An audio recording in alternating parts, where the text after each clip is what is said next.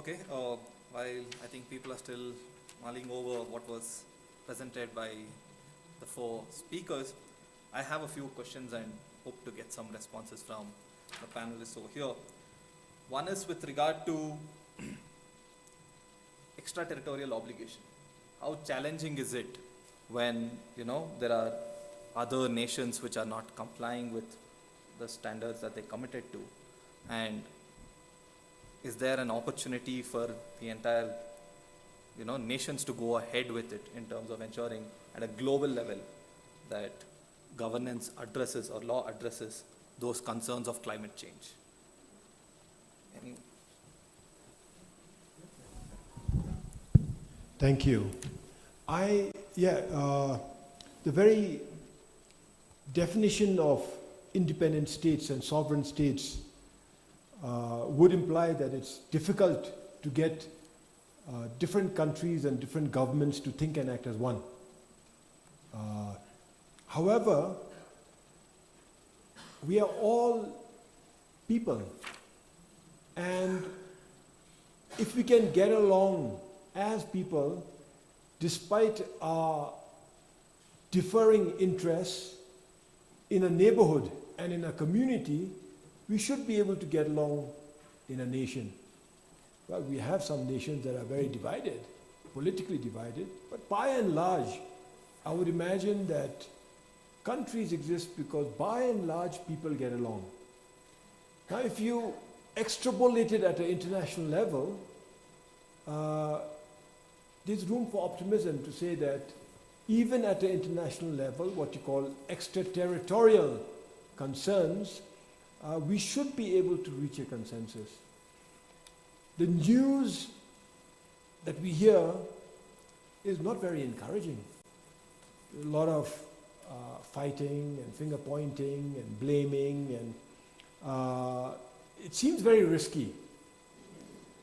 Politically, economically, there's regional conflict, international conflict happening. However, that said, the international agencies have also been playing their part. We have regional agencies that have been very successful. Some regional agencies are not very successful. Some have been very successful. International agencies are fairly successful. The UN itself has been around for more than 70 years, and it surely wouldn't exist that long and continue to exist if it didn't have a place in building international consensus and mobilizing international resources and commitment towards fighting international common objectives. So with climate change, it is difficult. This is the whole problem with the tragedy of commons. It's the challenge is for the challenge is for everyone. Yet, if any one person or one country, like Bhutan, does more than their fair share, they are not rewarded commensurate. But this is now. As we have international discussions, I do believe there is consensus building gradually. We need more action on that consensus, that we need to act. As we get to a place where it becomes more obvious, it's more critical that we need to act together, I do believe that internationally, I am optimistic that we will act. As far as governance is concerned, and politicians and government leaders are concerned, we should listen to the people. Now, the people are concerned. People are worried, by and large, about climate change. They know the dangers of climate change. They know it is real, and they know it is happening now. And among people, it's the youth who feel extremely agitated that governments are not doing enough. So people in general want their governments to do more, and the youth are getting increasingly impatient. So I do believe individual governments will do their part, and collectively, as difficult as it seems, I am optimistic.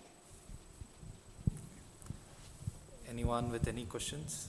Can I just add to Oh, that? yeah, please, sorry about please. that. So the comment I just want to add, because it's just to actually modify the question just a little bit. Various indigenous movements around the world have actually engaged in transnational alliances. And so, for example, the creation of the United Nations Permanent Forum on Indigenous Issues, the UNPFII, was a result of a global indigenous movement that involved a coalition of indigenous groups from New Zealand, India, Canada, and the United States. And that occurred over the better part of 20 to 30 years. And one of the arguments of the global indigenous movement was that there was a world before 1648. There was a world before colonization. There was a world before the idea of a nation state. And a lot of those indigenous communities still attempt to maintain connections despite the fact that there are now political borders. So this morning, I forget who I was sitting next to on the bus. One of the members of the faculty at the law school here reminded me politely that the people of Bhutan, or what is now Bhutan, actually had transnational relations with people in Tibet, or what is now Tibet. And all of these relations and trade relations and cultural relations existed before the idea of a Bhutan, the idea of a Tibet, the idea of an India, right? So now the lesson I take out of this, and this is probably for the larger world as a whole, things are not always about states, right? We don't always have to look to states. We don't always have to wait for states. That civil society actors, local communities can reach out to fellow civil society organizations and local communities and other countries, and we can form our own transnational coalitions. So even academically, there's an entire discipline that focuses on this that's called transnational advocacy networks, transnational social movements. And they all talk about the capacity to act across borders separate from states, and so that there is room for activism by civil society groups in multiple countries and multiple cultures to work together. So I'll leave it at that. Okay. Can I also jump in? Can you hear me? Hello. I'm in this strange place, this voice in a vacuum, but here we are. I'd also love to jump in because I think thank you for the question, Harsha, and I really want to add on to what has already been said in relation to transnational coalitions, the Indigenous and youth movement, by looking at what is inside the nation state. That, what is a country is not just the government, and government action is informed by the constituents within the countries. So not the rise of what we call non-state actors, which include everything that's been said so far, but also sub-state actors. So I'm thinking about the kind of rise in climate litigation that we're seeing from civil society groups, certainly, but also by beneficiaries of pension funds and shareholders of companies. They're suing their own financial entities to get on board with the Paris Agreement objectives. And we're also seeing this, with central banks and financial regulators. So a lot of movement within society that includes a really broad cross-section of societal actions within countries and within hegemonic countries as well. So I think this is changing the game as we know it. Thanks. Thank you. Any other questions from the audience? Yes, there is. Can you pass the mic there? Hello everyone, I'm Tanu Nochu, a first-year student at GSW School of Law, and my question revolves around three ideas, which are number one, governance and leadership is one of the greatest force which acts against the climate change. Number two, the very cause of climate change is human wants. For instance, humans, when they wanted warmth, they invented fire. Humans, when they were lazy to walk, they invented the car, motor vehicles. So that is one of the cause of global warming. And the third is the government, they themselves give human the rights to produce all they want. So now my question is, can, and if yes, how will the government and leaders solve the problem of climate change without disturbing the rights given to the people by themselves, which is ironically the cause of climate change itself? Thank you.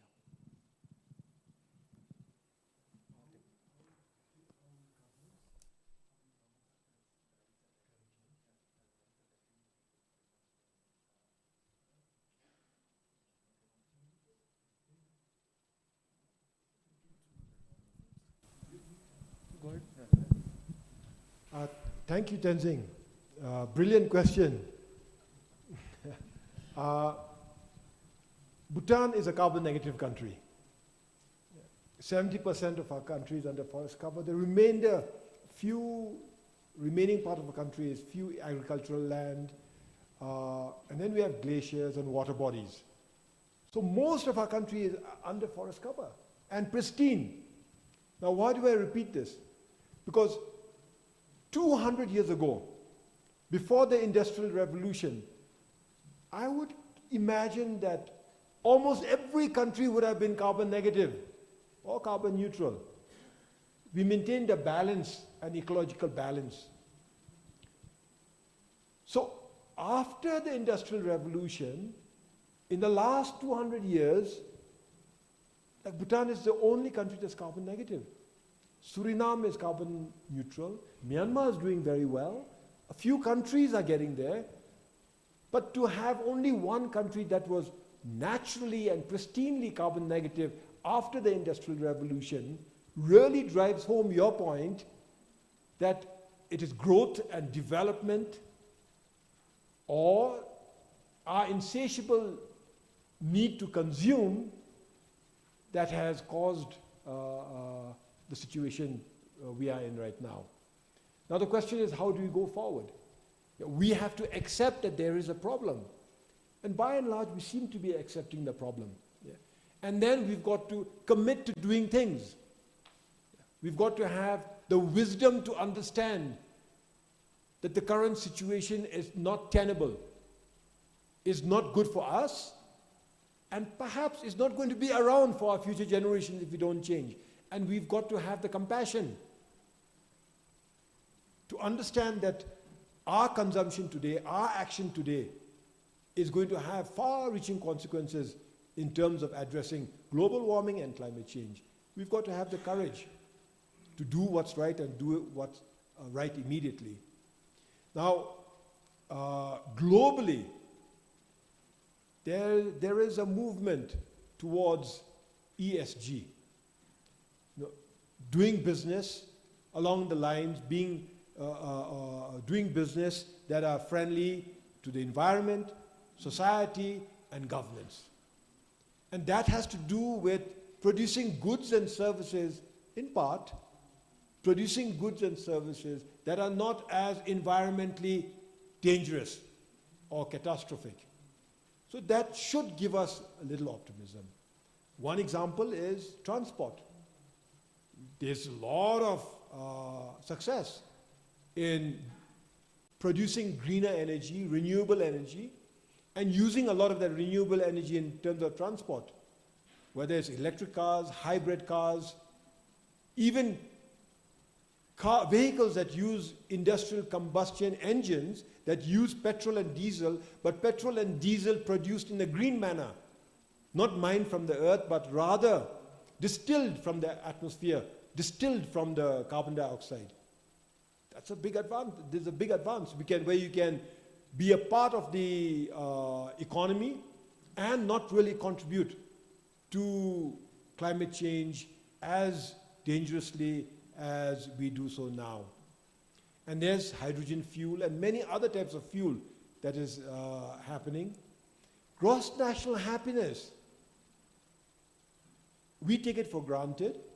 Sometimes we should be embarrassed, and we are embarrassed, that we talk a lot about gross national happiness and wonder whether we live by the principles of gross national happiness. And this sort of questioning should be there. However, the world is very interested in gross national happiness. politicians, bureaucrats, NGOs, civil society, scholars, they are very interested in gross national happiness, and increasingly businesses are interested in what's called gross national happiness for business, or using gross national happiness for ESG, to meet their ESG targets. And that should give us some room for optimism.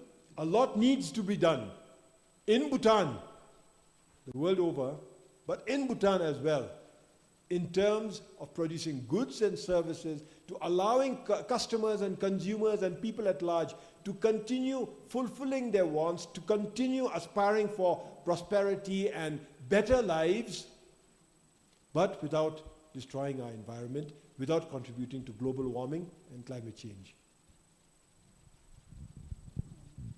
So I'm gonna try and read into the question what I think was. It's difficult at my age to understand a young person's perspective all the time, but I'm going to really try now. Okay, so I think what the underlying framing of the question was about: do I have the freedom to go buy an Italian supercar? And if the government tells me that we need to reduce fossil fuels, then suddenly is my right to go buy an Italian supercar being violated, right? Or do I have the freedom to use coal to heat my house? And if the government tells me that we're no longer allowed to use fossil fuels, is it violating my right to be warm? Now, as an educator, my response is the framing of the question is in doubt. And I think that there's, number one, there's a false dichotomy, so that you don't want to look at the world in terms of economics versus environment. You don't want to look at the world in terms of quality of life versus environment. You know, protecting trees does not mean that you have to starve or be cold, right? So I think it's a false dichotomy. The other layer to this, and I think in terms of the thinking, is that in terms of choices, there's nothing prohibiting you from making any choice. It's just a matter of consequences. And so I think the entire discussion about human rights and environment is about figuring out ways that we enable choices, right? So Amartya Sen had that entire volume about development as freedom. And so that we're actually talking about enabling freedom, but part of freedom is also education, right? That in order for you to make a choice, you have to make a wise choice. So that if we're going to be talking about your right to go ahead and choose something, you should also be making an informed decision. So yeah, you can have the freedom to buy an Italian supercar, but wisdom and sufficient knowledge is going to tell you that's probably not the best thing for your society. It's not the best thing for the species. It's not the best thing for the sake of the planet as a whole, right? The last layer to this, and this is just a cautionary note as a human rights educator. I always have to correct students a little bit on this. Human rights are not absolute, right? So you do not have the freedom to go violate somebody else's freedom. Your exercise of human rights does not allow you to go out and violate someone else's human rights. So if it's a situation where you want to exercise the right to go ahead and pull oil out of the ground, that doesn't mean that you have the right to go on to Native American land or indigenous lands and pull oil out of their ground, right? So these are the kinds of thought processes you want to go through with that particular framing of the topic. So I'll just stop there. So thanks. And I don't know if Margaret had anything to add as well. Dr. Megan, anything you want to add? Megan, sorry. Dr. Megan? Thank you. No, that's been covered perfectly. Thank you. Yeah. Anyone else from the? Yes, please. Thank you. I really enjoyed this session, and I'm still enjoying it. I just wish to add something to the point that was made about the states and countries, and I think that it's important to realize that it's beyond that, coming out from climate change, CC for short, and I think if there's one word to describe it, it's space. Space, space, space. It's no longer countries or states, and there's a difference between the two. It is really the others that also matter. So you have on one hand international organizations, you've got bilaterals, other institutions, you've got a private sector, you've got alliances of countries, EU, you've got regional groupings, at the same time, the church. Laudato Si from the Pope. You also have IPs that has been illustrated by Jonathan so effectively, and I really appreciate that. I also find it's important to realize, I think it was alluded to by Megan, the one from King's College, the private sector, and something she referred to about pensioners, because it's like, Make My Money Matter campaign. You've got actors coming to the fore, Emma Thompson, Stephen Fry. You've got Share Action, CSOs taking an active stance. You've got GFA and Z Alliance as well. You've got a whole gamut of players. And pensioners, they can also have a say in it. The point that really comes out is, I think, very strong in the young activists, and I'm using that word activist because that's the term that's being used, but you have that chilling statement from so many of the young activists, and one of them is, what haven't we communicated enough?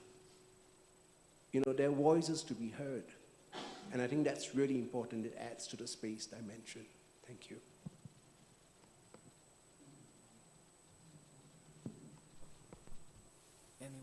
Anyone else in the audience? Any comments, questions? No? Okay. I have another question to the panelists. Is it time that we overlook these sectorial regulations in terms of climate change and we look at, the entire perspective? Because every nation, when they're talking about it, they're telling, okay, coal sector, you're talking about petroleum vehicles. Are we missing out somewhere on the larger picture in terms of, ensuring a carbon footprint is coming down? Because one might say, okay, I have only these many airline operations, whereas who's that person who's actually giving them the, the fuel, or who's the country from where it's coming in terms of the aircrafts, or, even in terms of the ownership of the aircraft. So is there still a larger conscious that's missing out, that, you don't look at sectorial, but look at the larger picture of things?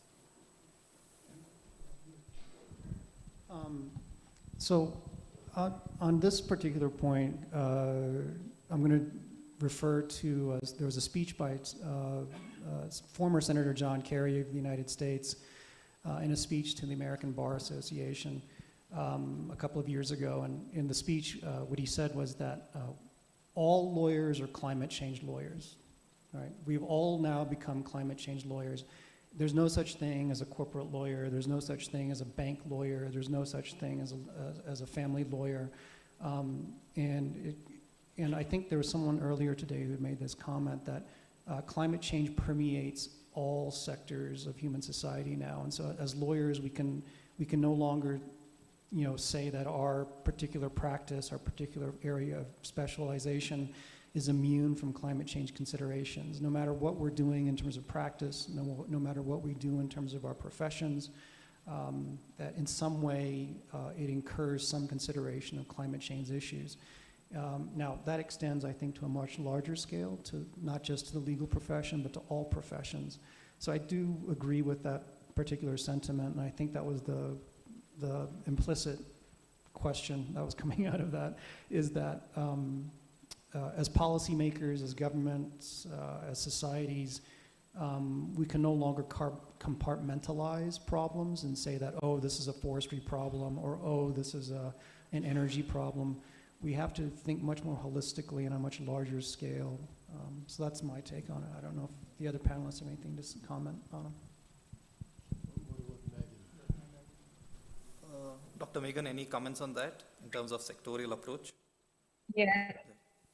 Please Yeah, go ahead. thank you. It's something we think a lot about, actually. Can you hear me?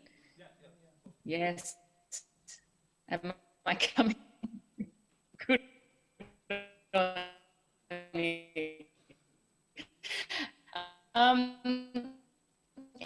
it is something that we think a lot about in our centre, in my work, particularly with finance and with business. And I heartily agree with the idea that we need a big picture focus now, but at the same time, we need to understand how the different sectors and silos and bits fit within that big picture. So, for example, a great example of a big picture approach now is that governments, particularly Western governments, are being really sort of admonished now to produce net zero transition plans for their whole country, you know, not just for one particular sector here or there, but actual country, the UK get from where it is right now to where it needs to be by 2030 and 2050 in relation to itself and in relation to requires a little bit of navel gazing from governments like the UK begin to actually put in place concrete steps for a particular reach its net zero ambitions, in turn helping the globe as a whole to reach the Paris Agreement objectives. So certainly in business and so forth, it's really, it's not homogenous. Not, you know, we talk about business, we can even talk about finance as a blanket thing, but it's not. And there are lots of different entities within business and within the financial investment chain, and each of them have slightly different levers that you can pull, and each of them have slightly different cultural barriers to change. So understanding that level of what is going to help move and what is getting in the way of a much more granular level. But we need to know where we're going. We need to know where we're heading. You can't just say, for example, to a central bank, well, you figure it out. If the energy sector and transport and education, you know, and human rights aren't also on board within the borders of particular countries. So we need to know where we're going, and that's I think where that holistic approach is really, really important. One of the things, for example, in finance that is a real thing at the moment is the idea of making portfolios, investment portfolios, net zero, and the metrics involved in trying to calculate how that might happen. And one of the big revelations is this: I cannot make my investment portfolio net zero simply by moving all of the dirty things in my portfolio to your portfolio. I can do that and I will look good doing that. I will have a lovely looking net zero portfolio, but your portfolio will be very, very heavy with polluting investments, and more importantly, we will not have changed the net result at all. There's no point in me cleaning up my room of the house by putting my dirty stuff into your room if the whole house is burning down. So there is no doubt that we need both. We need to look at this holistically, and we also need to focus at a granular level, and that's one of the great challenges in this space. Thank you. Thank you. Harsha, very quickly. Yeah, we need both. We need an overarching, a holistic, a long-term, well, it's not long-term, it's an immediate objective, yeah? But an overarching objective to maintain global warming to 1.5 degrees Celsius over pre-industrial levels. We need the overarching objective of reaching net zero. We need the overarching objective of reversing climate change. But to reach the overarching objectives, you need sectoral objectives. So we need to see what's happening in the agricultural sector and the transport sector. Within the transport sector, the road transport, shipping, air transport, and manufacturing, and so on and so forth. So I do believe that sectoral targets, sectoral attention, sectoral goals are important. That to achieve the overarching goal. That said, we also need the sectors to work together. There's got to be an understanding that that the solution has to be wholesome in order to achieve our overarching targets. Megan said something interesting. Well, before that, Tenzing said something interesting. He said, should I suffer? Should I make sacrifices to save the world? I'm paraphrasing him. In order, after everybody else has enjoyed their rights, should I forego my rights? This is what happened in Bhutan. In Bhutan, we could have cut down our forests, we could have mined the earth, and perhaps been economically much more richer. Would we be a better place? I am not sure. I am not sure. But Bhutan did forego monetary opportunities, immediate economic opportunities to make quote-unquote sacrifices for the world. We may need to make sacrifices for future generations. Now the idea is, can we have a strategy? Can we make sacrifices can we achieve our long-term goals without actually making sacrifices? And for that we need alternate solutions. Megan mentioned something important. She does not want, I agree with you, Megan, that transferring the pollution from one portfolio to another portfolio keeps the house burning. Okay?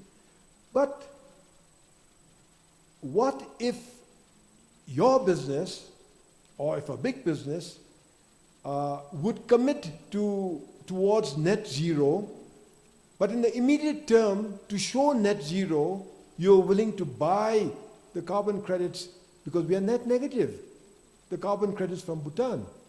So in the immediate term, you get to position yourself as net zero, with the caveat that you have strategies to actually get to net zero.